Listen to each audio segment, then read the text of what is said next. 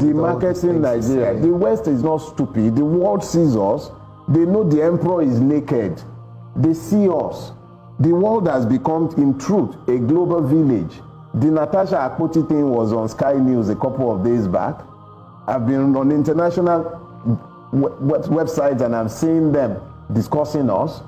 When the world look at us, they see us without the filters that we wear, the filters and blinkers of ethnicity, of religion, of partisanship. The world does not see that. They don't know the Igbo man from the Yoruba man. They can't tell the Fulani man from the Ijaw man. They just see a bunch of irresponsible people incapable of governing themselves or envisioning a future for themselves and their children. They just see. Guys, Pablo Escobar on the run.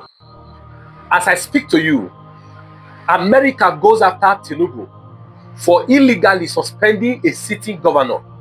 We are about to watch a video where a top university in the United States of America sending warning to Tinubu, let him know the consequence of removing an elected governor chosen by the people.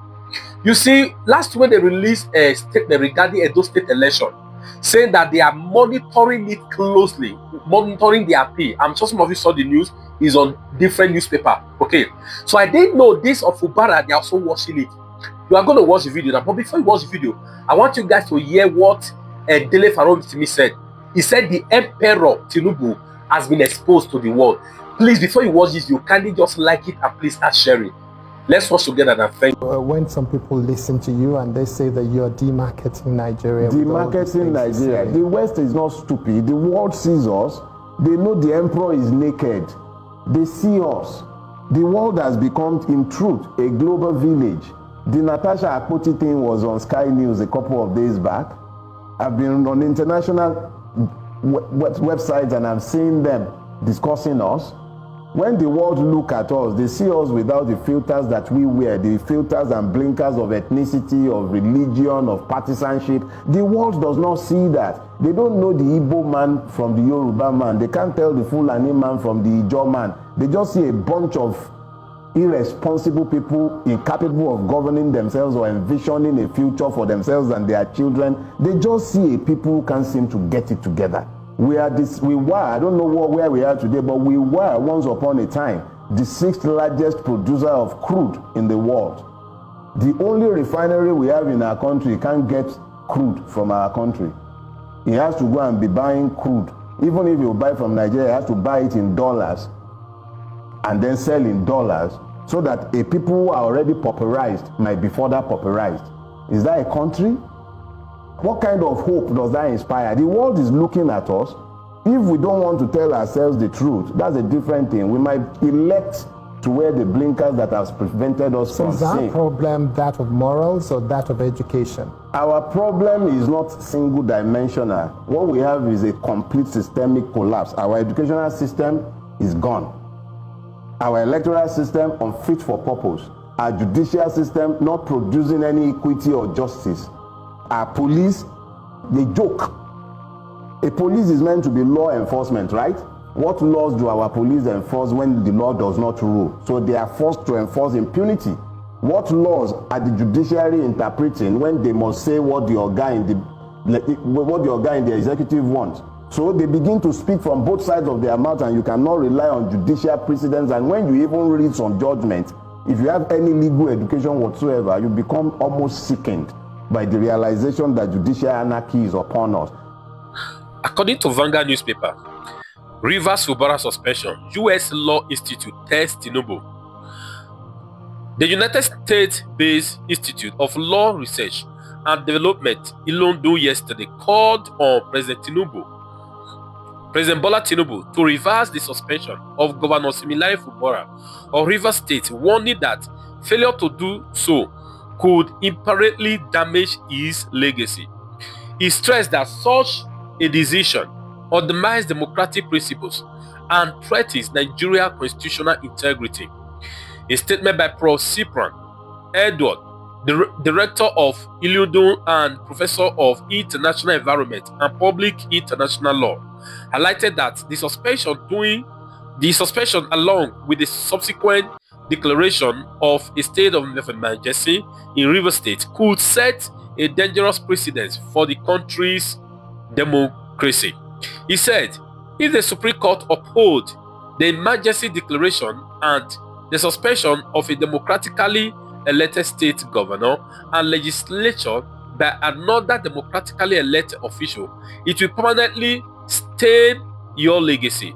You will be remembered as the president who undermined constitutional principles and legitimized illegality. A state of emergency can only be justified when there is a genuine breakdown of law and order that overwhelms the Nigeria police force convictions that were not present in Rivers State. The institute argued that the suspension of democratically elected governor and legislator by a sitting president was unconstitutional and cannot be justified by a state of emergency without a legitimate breakdown of law and order. It warned that such actions would stain Tinubu's legacy, positioning him as a leader who disregards the rule of law, noting that the Supreme Court was currently handling a suit filed by 7 opposition governors challenging the legality of the suspension. The statement cautioned that any attempt to avoid a ruling on the case, such as dismissing it on technicality, would further damage the public perception of both the judiciary and the president's commitment to democracy. The Supreme Court justices cannot, in good conscience, sustain such an obvious constitutional violation.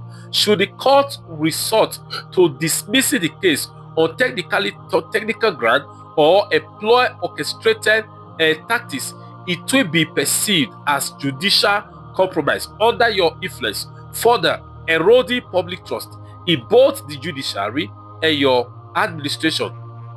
Okay?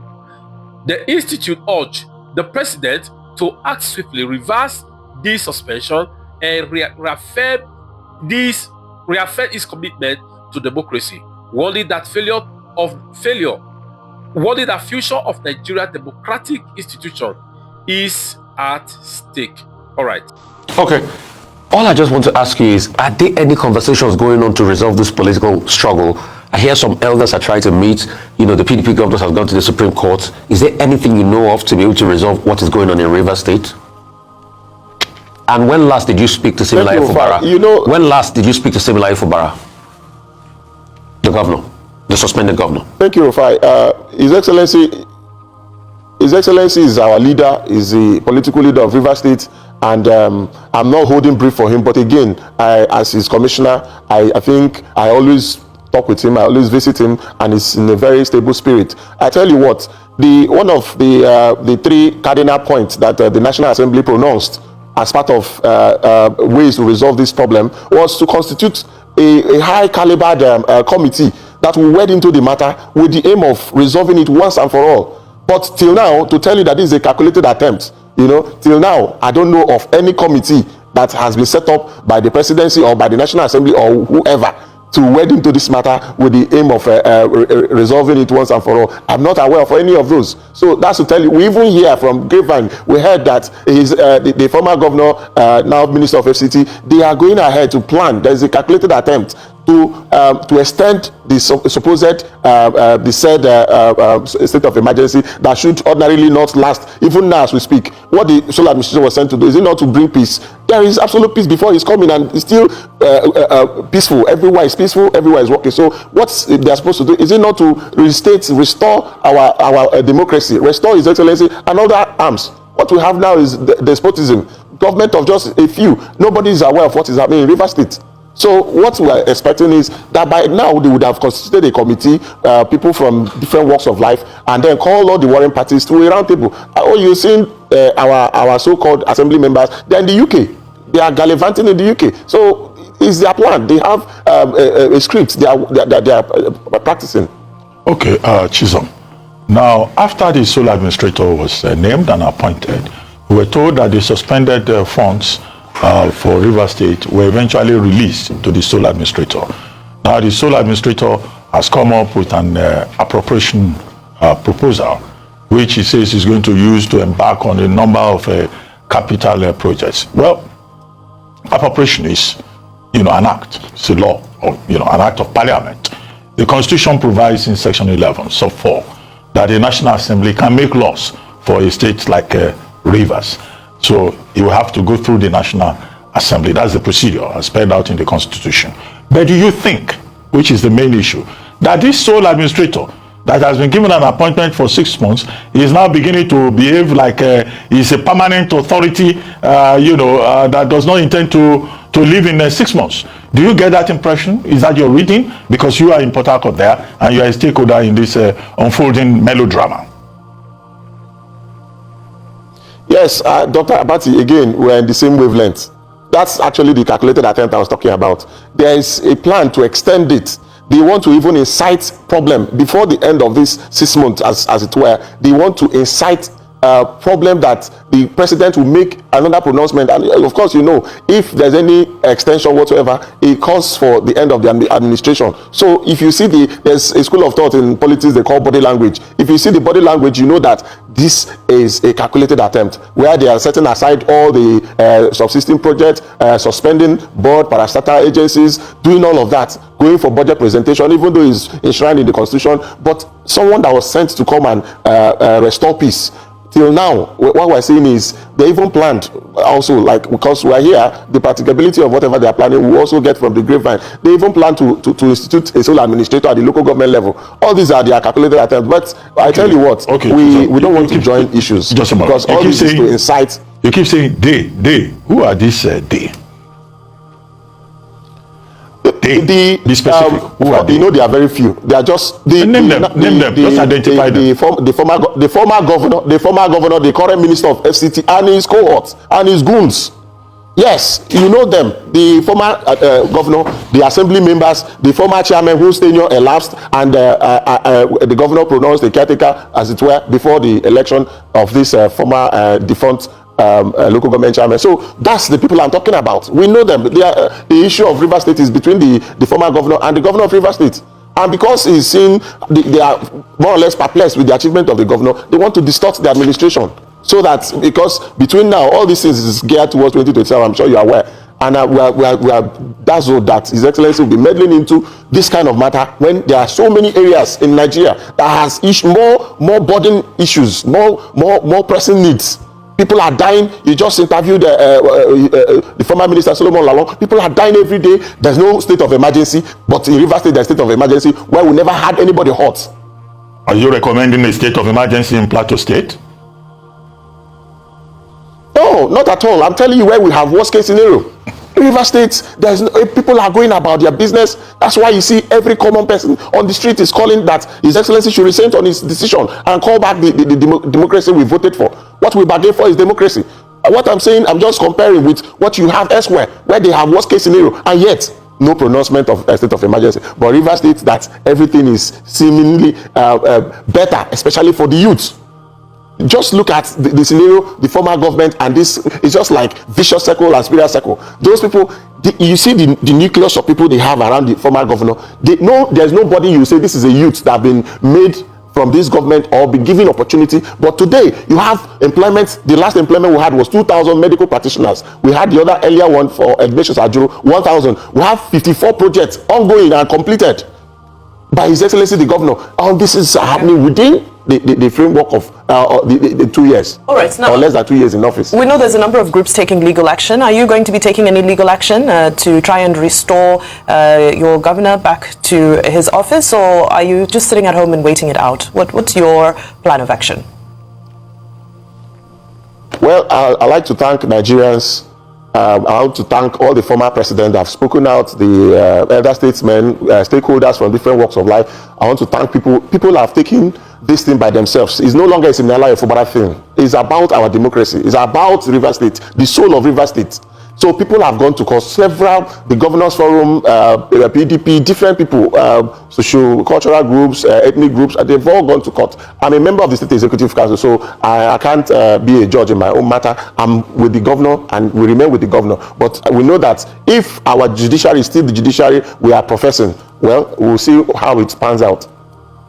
Okay. So, yes, you're saying you can't be a judge. Cases are in court already. The PDP governors have gone to court and all of that. I'd like to ask you this question. How are you surviving? with all of this? Because with this suspension, obviously, you don't get any pay. How are you being motivated? And I ask this deliberately because of what happened recently with another person in the fold of the state, which used to be like the head of service of the state, where there was some back and forth. His wife said, oh, he had been kidnapped. He said no. And in a couple of messages that were allegedly released, there was a conversation around sustenance and sustainability. But anyway, the head of service has said he did this because he wanted to expose corruption in the state. So how are you sustaining this one that there's no salary again? How are you living? Well, Rufai, thank you so much. First, let me say that I always profess, because my ministry is youth development, I always talk to my youth to have a second address. Don't make politics an end in itself. Have another source of livelihood. And that is why you see these people are clinging to power. They don't want to leave power because they cannot have any office whatsoever to do any kind of business or work for anybody. But we, like I can tell you, is visible. You can go and find out. I am a farmer. I have a fish farm, elaborate fish farm. I'm also into hospitality. So I have second address. I have places, and that is why we can stand for the truth. Because one of the things they used to coerce, they said, well, a wise man said that the youth are easily deceived because they are quick to believe. They will coerce people because when they subject them to hunger, that's what they are doing to the entire Nigeria. When they subject you to hunger, you don't have any option than to fall to their gimmicks. But for us, we have another source of livelihood. We have a last resort. And then talking about the head of service, I can tell you, I had regard for him. He was most of the committees, some of the committees we served together, like the Federal Public Service game the last time, early December. I was the secretary in like 2 subcommittees, and I wasn't surprised of that man coming. It's not about age. Scripture said the age of Methuselah has nothing to do with the wisdom of Solomon. It's not about age. Most of these people you refer as elders, they are afraid of poverty because they've not worked for themselves. They don't have anything to return back to. Someone that worked for 35 years and you are recalled to come and serve your state, and you're saying that you're hungry. It's obvious. No, so I tell you, the committees. So real quick, the committees we served. Sorry. Let me round up. The committee we served. The committees we served. I tell you, I don't want to mention money, but I know how much that was routed through his account. And I was the utility staff. I was the secretary. I'm a younger person. I was doing virtually everything. At the end of the day, other members of our committee, even other committees that worked part of our duties, the man confiscated the money, and till today, my colleague, the commissioner for sports, almost confronted him. I was the one that told him, calm down. He had to even call me and say, you're my son, take this, to calm me down, because he knows that I have the overview of what was expended. So that's the kind of mind you're talking about. And I can tell you, Rufai, you are knowledgeable. You are one of our best in Nigeria. You know that thing was a script. Even the voice at the background was a script. The man was compromised. So you saw it. Because we don't have time. We're wrapping up now. We're done on the show. Are you accusing the head of service that just resigned for corruption? Are you accusing him of corruption? Is that what you're saying? I can't say without facts, but the closeness I had, the little time I had with him, is someone without integrity, someone without what you see in the outside is not what is inside. And he told me in one of the conversations we had that the National Assembly member representing Che Omoma, Honorable Kelechi Nwogu, is the father is his best friend. And the voice at the background during the interview, the person that was saying, that used their local language, saying Bibo, Dekwabo, is Kelechi Nwogu. Read from the script I'm giving to you. Read from the script. It's Kelechi Nwogu. So we know all these things. We were there. Don't forget. Do you have your facts? All they do is to set discord. Okay. I know that. I have the facts. I can send you the video and I'll tell you. I mentioned Kelechi Nwogu so that I am subject to litigation. Please send us the video. We'll be waiting on that. Please send us the video. We'll be waiting for it. Unfortunately, our time is done. Yes, but thank you so much for your insight.